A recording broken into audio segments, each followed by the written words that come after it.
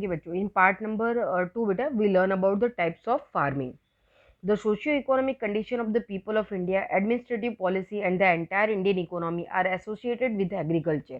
Farming types of classified according to the irrigation method, farm output and economic return. एक तरीके से देखा जाए तो भारत के लोगों की बेटा जो सामाजिक आर्थिक जो परिस्थिति है, फिर हमारी जो नेशनल पॉलिसीज़ है बेटा, हमारी जो एडमिनिस्ट्रेटिव पॉलिसीज़ है, देखा जाए तो हमारा जो पूरा का पूरा भारत का समग्र जो अर्थतंत्र है बेटा, वो कहीं न कहीं खेती के साथ, कृषि के साथ बेटा जुड़ा हुआ है, बराबर?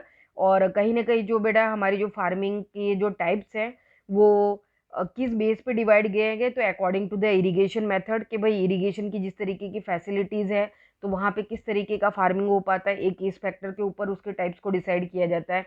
फिर फार्म आउटपुट्स के हिसाब से, यानी कि किस तरीके के देखा जाए तो हमको प्रोडक्टिव फॉर्म मिल रहे हैं, यानी कि एक तरीके से आउटपुट कितना मिल पाता है और इकोनॉमिकल रिटर्न कितना मिल पा रहा है बेटा, इसके बेस पे देखा जाए तो फार्मिंग के टाइप्स को जो है डिसाइड किया गया है.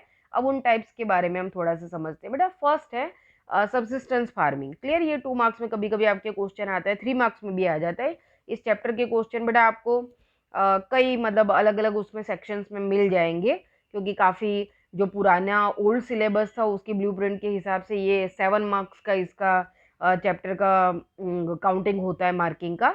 लेकिन अभी इस बार के ब्लूप्रिंट के हिसाब से उसमें थोड़े चेंजेस आए होंगे, पर आप लोगों को ये चैप्टर मैंने पहले ही क्लियर कर दिया है कि आपको इसको अच्छे से तैयार करना है, बराबर? इसमें कुछ भी हार्ड नहीं है, सिंपल सी चीज़ें हैं, पर तैयार आपको करना पड़ेगा. एसएस में ऐसा कोई चैप्टर नहीं है जो आपको छोड़ना है. अब देखो, सब्सिस्टेंट फार्मिंग यानी कि जिसको हम बेटा एक तरीके से देखा जाए तो जीवन निर्वाह खेती के रूप में जानते हैं. अब क्या है बेटा सब्सिस्टेंस फार्मिंग, क्यों इसको जीवन निर्वाह खेती कहा जाता है, तो उसका मीनिंग अगर हम समझेंगे तो अपने आप पता चल जाएगा कि after the independence many agriculture development project are implemented. ठीक है बेटा, आज़ादी के बाद बहुत सारे ऐसी विकास योजना हैं बेटा जिनको अमल में लाया गया. Yet the economic condition of Indian farmer is very weak even today. लेकिन उसके बावजूद भी बेटा ये सारी पॉलिसीज इम्प्लीमेंटेशन करने के बाद जो बावजूद भी, एग्रीकल्चर डेवलपमेंट के लिए बहुत सारे प्रोजेक्ट लाने के बावजूद भी, अभी भी हमारे इंडियन फार्मर्स की जो एक तरीके की कंडीशन है, इकोनॉमिकल कंडीशन है, वो बहुत ही बेटा वीक है.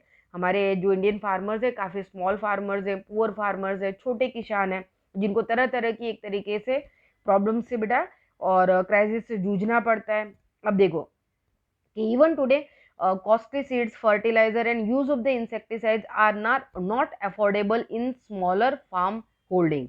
एक तरीके से देखा जाए बेटा तो ये जो स्मॉल फार्मर्स हैं, ये कहीं ना कहीं बेटा देखा जाए तो कॉस्टली सीड्स जो है बेटा, वो महंगे बीज जो है वो नहीं खरीद पाते हैं, फर्टिलाइज़र प्रॉपरली यूज़ नहीं कर पाते हैं, जहाँ ज़रूरत है वहाँ पे इंसेक्टिसाइड्स है, केमिकल फर्टिलाइज़र ये परचेज ही नहीं कर पाते, खरीद ही नहीं पाते, क्योंकि ये इनके एफर्ट से बाहर है. एक तरीके से वो इतने गरीब हैं कि इन सारी चीज़ों के लिए उनके पास उतने पैसे ही नहीं होते बेटा. गवर्नमेंट बहुत सारी कोशिशें करती है, इन तक उन चीज़ों को पहुंचाया जाता है बेटा, लेकिन अभी भी उन कोशिशों में कुछ कमियां हैं, जिसकी वजह से हमारे छोटे फार्मर्स तक बेटा ये फैसिलिटीज़ पहुंच नहीं पाती है. अब देखो कि the farm production is just sufficient for his family and is consume in the maintenance of the family. तो जो इस तरीके के जो स्मॉलर फार्मर्स हैं बेटा, एक तरीके से छोटे किसान हैं, वो कहीं न कहीं देखा जाए तो छोटे से खेत के अंदर, क्योंकि उनका फार्म भी उतना ही छोटा होता है, क्योंकि बड़े और अमीर फार्मर तो है नहीं कि कुछ पता नहीं कितने एकड़ ज़मीन उनके पास होगी, तो छोटे फार्म्स होते हैं. तो उस फार्म के अंदर बेटा वो जो एक तरीके से प्रोडक्शन करते हैं, तो वो साल भर उनके ही फैमिली का खाना-पीना एक तरीके से कंज़्यूम कर पाएँ, उतना ही प्रोडक्शन वहाँ पे हो पाता है, बराबर? और कोई इतना ज़्यादा वो प्रोडक्शन नहीं कर पाते जिससे वो मार्केट में जाकर बेचे तो उनको प्रॉफिट मिले, उनका अर्निंग अच्छा हो. तो इस वजह से देखो ये सब्सिस्टेंस फार्मिंग इसलिए कहा गया है कि जीवन निर्वाह खेती, वो छोटे फार्मर सिर्फ अपने घर का पालन पोषण कर सकते बेटा, उनको खिला पिला सकते हैं, इतना ही प्रोडक्शन कर पाते हैं. इस वजह से इस फार्मिंग को सब्सिस्टेंस फार्मिंग कहा जाता है. This is called the subsistence farming. So even today Indian agriculture is considered to be an activity for life maintenance only. इसीलिए कई बार बेटा भारत की खेती को बेटा आज भी बड़े पैमाने पे बहुत सारे बेटा एरियाज में जीवन निर्वाह खेती की प्रवृत्ति के रूप में एक तरीके से हम देख सकते हैं बेटा, क्योंकि ज़्यादातर छोटे फार्मर्स है, गरीब फार्मर्स है, वो सिर्फ अपने घर का जो है बेटा खर्च चला सके, उतना प्रोडक्शन कर पाते हैं, जैसे तैसे अपनी लाइफ को वो लोग स्पेंड करते हैं। ओके, अब इसके बाद आ जाते हैं बेटा सेकंड टाइप पे, जिसको हम ड्राई फार्मिंग कहते हैं, जिसको हम सूखी खेती के नाम से जानते हैं बेटा, कि where the rainfall is inadequate, irrigation facilities are less there, farming is dependent only on rain.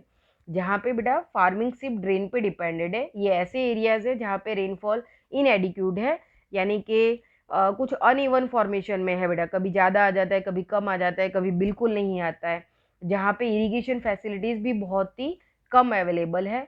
Okay, तो ये सारे फैक्टर्स है जिसकी वजह से बेटा हम देख सकते हैं कि यहाँ पे वाटर की अवेलेबिलिटी नहीं है। तो जहाँ पे पानी की कमी से हमेशा ये सेक्टर अगर जूझ रहा है बेटा, तो हम देख सकते हैं कि वहाँ पे क्रॉप प्रोडक्शन प्रॉपरली नहीं हो सकता है। Only the one crop is taken through out the humidity accumulated with in the land. साल में सिर्फ एक बार बेटा एक ही फसल यहाँ पे ली जाती है, जिसकी वजह से इसको ड्राई फार्मिंग जोन कहा जाता है। This is known as dry farming.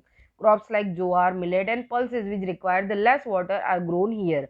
ज़्यादातर बेटा इस तरीके के जो है क्रॉप्स है, जैसे कि ज्वार है, बाजरी है, कुछ अलग तरीके का कठोर बेटा जिसको हम बोलते हैं, और कुछ तरह के पल्सेस यानी कि दाल है बेटा जिनको पानी की कम जरूरत होती है।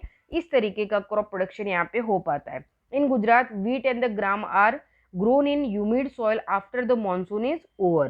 गुजरात के अंदर बेटा जब मानसून सीजन ओवर हो जाता है, तो जो गीली जमीन बच जाती है, पानी में जो भेज रह जाता है, उस भेज वाली जमीन के अंदर गेहूं और चना बेटा, ये दो जो है crop production dry farming zone में भी किया जा सकता है।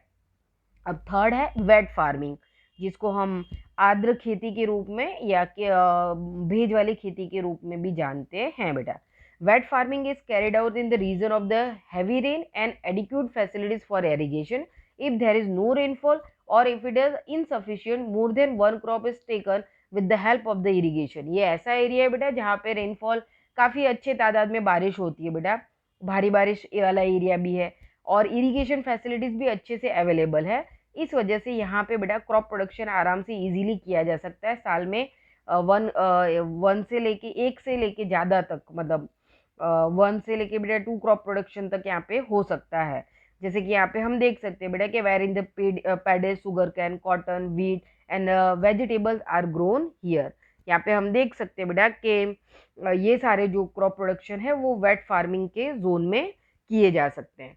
अब इसके बाद है बेटा शिफ्टिंग जूम एग्रीकल्चर। अब जूम एग्रीकल्चर के बारे में थोड़ा सा समझना जरूर है बेटा, कई बार आपको शिफ्टिंग फार्मिंग या जूम एग्रीकल्चर के बारे में बेटा पूछा जाता है टर्म्स कंडीशन में। देखो अब इधर कि here forest are burned and cleared and farming is carried out here. ये शिफ्टिंग फार्मिंग या जूम एग्रीकल्चर जो है बेटा वो जंगल के जमीनी इलाके में जो सूखे पेड़ वगैरह होते हैं, जंगल का जो इलाका होता है उसको साफ कर दिया जाता है, और फिर वहाँ पे ये फार्मिंग की जाती है। The farming take place for the 2 और 3 ईयर्स।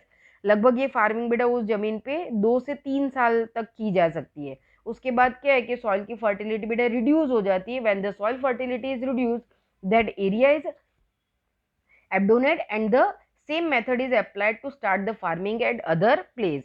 तो फिर वो जो पर्टिकुलर लोग हैं जो यहाँ पे इस एरिया में बेटा 1-2 साल खेती करते हैं, उसके बाद जैसे ही सॉइल की फर्टिलिटी रिड्यूस होने लगती है, वो उस एरिया को छोड़ के दूसरी जगह पर चले जाते हैं और वहाँ पे एग्रीकल्चर करने लगते हैं। इसी की वजह से बेटा इस फार्मिंग को जूम एग्रीकल्चर कहा जाता है, क्योंकि ये थोड़े थोड़े समय के बाद one place to another place transfer कर दी जाती है। ओके, तो ये इसी वजह से इसको शिफ्टिंग फार्मिंग, देखो शिफ्टिंग वर्ड में ही समझ में आता है कि वन प्लेस से अनदर प्लेस पे कुछ समय के बाद शिफ्ट हो जाना है, यानी कि शिफ्टिंग फार्मिंग। ओके, अब यहाँ देखो कि सीरियल्स और the vegetables are grown in this types of agriculture. The production is less in this type of agriculture. एक तरीके से देखा जाए बेटा तो यहाँ पे सीरियल है, वेजिटेबल्स है बेटा, वो काफ़ी एबंडेंट वे में उसका प्रोडक्शन किया जा सकता है। और कुछ जैसे कि कुछ हाँ जैसे वेजिटेशन वगैरह है बेटा उनका प्रोडक्शन हो सकता है, लेकिन जो दूसरे तरह के क्रॉप प्रोडक्शन है जिनमें पानी वगैरह की ज़रूरत ज़्यादा है, सॉइल की फर्टिलिटी बेटर होनी चाहिए बराबर, तो अगर वो चीज़ें अवेलेबिलिटी यहाँ पे हमको देखने को नहीं मिलती है, इस वजह से इस पर्टिकुलर एरिया में बेटा एग्रीकल्चर प्रोडक्शन जो है वो काफ़ी कम मात्रा में होता है। अब 5 नंबर का देखते हैं बेटा प्लांटेशन एग्रीकल्चर। यहाँ पे हम देख सकते हैं कि this is a special type of agriculture. Here the rubber, tea, coffee, cocoa, coconut apple, mango, orange, grapes, amla, lemon, kharek, like okay etcetera, बड़ा लंबा चौड़ा लिस्ट दिया है। Read with the great care, ये प्लांटेशन एग्रीकल्चर जिसको हम बागायती खेती बोलते हैं बेटा, एक तरीके से बागान खेती के नाम से जाना जाता है। ये जितने भी आपको नाम दिख रहे हैं बेटा उससे आप समझ सकते हो, टी, कॉफी, कोको से स्टार्ट हो रहा है। एप्पल, मैंगो, ऑरेंज, फ्रूट्स भी है, लेमन है, खारेक है बेटा, आंवला है, ये बागान खेती में होते हैं। और इस तरीके की जो खेती है बेटा उसमें इन्वेस्टमेंट जो है, कैपिटल इन्वेस्टमेंट काफ़ी किया जाता है। It is necessary that there should be a more capital investment, skill, technical knowledge, machines, fertiliser, protection on all the sides, acquisitions and the transportation facilities. इस तरीके की खेती में बेटा ज़्यादा से ज़्यादा कैपिटल इन्वेस्टमेंट की ज़रूरत पड़ती है। एक तरीके से देखा जाए तो स्किल और टेक्निकल नॉलेज यानी कि तकनीकी ज्ञान की भी ज़्यादा आवश्यकता होती है, क्योंकि बहुत ही अच्छे से बेटा प्रॉपर मेथड को यूज़ करके प्लांटेशन फार्मिंग किया जाता है, वरना नुकसान ज़्यादा होने का एक तरीके से देखा जाए तो चांसेस बढ़ जाते हैं। फिर प्रॉपर मशीनरी भी होना चाहिए बेटा, एक तरीके से देखा जाए तो जो फर्टिलाइज़र की ज़रूरत है, आवश्यकता है, वो अवेलेबल होने चाहिए। और उसके साथ साथ जो प्रोटेक्शन है बेटा वो भी, उसकी भी अवेलेबिलिटी होनी चाहिए। और ट्रांसपोर्टेशन की जो सुविधा है बेटा वो भी पर्याप्त मात्रा में अवेलेबल होनी चाहिए। तो प्लांटेशन एग्रीकल्चर एक तरीके से बागायती खेती है बेटा। इसमें भी एक तरीके अगर देखा जाए तो अगर इसको प्रॉपर तरीके से किया जाए बेटा तो बहुत प्रॉफिटेबल है, किसान इसमें अच्छा प्रॉफिट कमा सकते हैं। उसके बाद बेटा लास्ट हम आ जाते हैं जिसको हम इंटेंसिव फार्मिंग कहते हैं।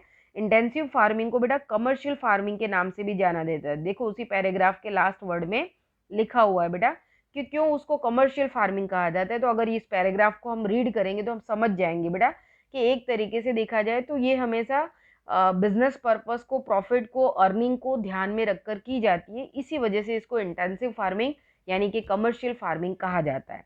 या देखो, intensive farming is the mechanised way of farming through the utilisation of the increased irrigation.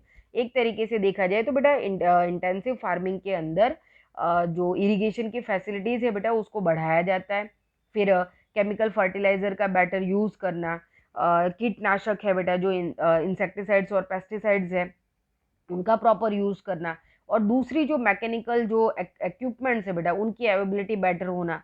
Cash crops grow more in this type of farming. ज़्यादातर इंटेंसिव फार्मिंग में बेटा कैश क्रॉप है बराबर।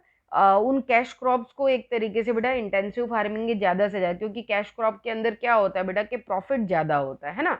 अब अगर हम कैश क्रॉप के एग्जाम्पल्स देखें बेटा कि कैश क्रॉप में हम ज़्यादातर अगर देख सकते हैं तो बेटा कॉटन है बराबर, मेजरली हम कॉटन है, शुगर कैन है, जूट है, टोबैको है, रबर है, ये सब कैश क्रॉप के एग्जाम्पल हैं जिसको हम देख सकते हैं कि बहुत सारे जो बिजनेस है बेटा, इंडस्ट्रीज है, जैसे कॉटन के ऊपर टेक्सटाइल इंडस्ट्रीज डिपेंडेड है, शुगर कैन के ऊपर शुगर इंडस्ट्रीज डिपेंडेड है, जूट का पैकेजिंग वगैरह की जो इंडस्ट्रीज है वो उस पर डिपेंडेड है बेटा, टोबैको का एक अलग मार्केट होता है, रबर है। तो ये सारे कैश क्रॉप्स है बेटा जो इंटेंसिव फार्मिंग में एक तरीके से प्रॉफिट को ध्यान में रखते हुए बेटा, उस मार्जिन को ध्यान में रखते हुए किए जाते हैं। तो इन एग्जाम्पल से आप समझ गए होंगे बेटा कि क्यों ये कमर्शियल फार्मिंग है। ओके, इसमें इन्वेस्टमेंट अर्निंग पर्पज से किया जाता है। और एक तरीके से देखा जाए बेटा तो पूरा का पूरा मैकेनाइज्ड वे में हर तरीके के फार्मिंग मेथड को का प्रॉपर यूटिलाइजेशन करके, मैकेनिकल इंस्ट्रूमेंट इक्विपमेंट्स को यूज करके बेटा और प्रोडक्शन किया जाता है। बेटर फर्टिलाइजर, सीड्स, इंसेक्टिसाइड, सारी चीज़ों को यूज किया जाता है।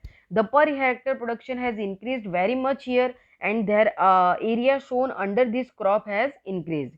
इस पर्टिकुलर तरीके की मेथड से बेटा फार्मिंग करने की वजह से पर हेक्टर जो कैश प्रोडक्शन है बेटा वो काफ़ी बेटर होता है, जिसकी वजह से प्रॉफिट काफ़ी बढ़ सकता है बेटा। और धीरे धीरे अब इस तरीके की फार्मिंग बेटा काफ़ी लोग जो है इंटरेस्ट लेने लगे हैं, जिसकी वजह से हम देख सकते हैं बेटा कि पर हेक्टर जो प्रोडक्शन है बेटा वो बढ़ता चला जा रहा है। और काफ़ी लोग इस तरीके की खेती की तरफ अब जो है बेटा एक तरीके से कमर्शियल हम इसको समझ के चल रहे हैं। तो लोग अपने अर्निंग पर्पज से भी इसमें अब इन्वेस्टमेंट करने के प्रति एक तरीके से प्रेरित हो रहे हैं। As the more importance is given to the economic return in this type of farming. एक तरीके से देखा जाए बेटा तो मोर अर्निंग पर्पज से की जाती है, इस वजह से इसको कमर्शियल फार्मिंग कहा जाता है। ओके, तो इस पार्ट में हमने बेटा टाइप्स ऑफ फार्मिंग के बारे में देखा है। तो जब भी आपको टाइप्स ऑफ फार्मिंग आए ना बेटा क्वेश्चन, तो आपको ये 6 टाइप्स बताने, अक्सर ये क्वेश्चन पूछा जाता है लेकिन अगर आपको फार्मिंग मेथड के बारे में जब पूछा जाएगा तो ये नीचे वाला जो है बेटा 3 मेथड स्ट्रक्चर रहेगा, ऑर्गेनिक फार्मिंग, सस्टेनेबल फार्मिंग और मिक्स्ड फार्मिंग। ओके, तो ये दोनों क्वेश्चंस में आपको कंफ्यूज नहीं होना है। टाइप्स ऑफ फार्मिंग में 6 टाइप्स आते हैं और टाइप्स ऑफ मेथड के अंदर बेटा 3 मेथड्स आती है। ओके, तो नेक्स्ट पार्ट के अंदर बेटा हम फार्मिंग मेथड्स के बारे में डिस्कस करेंगे। Okay, thank you.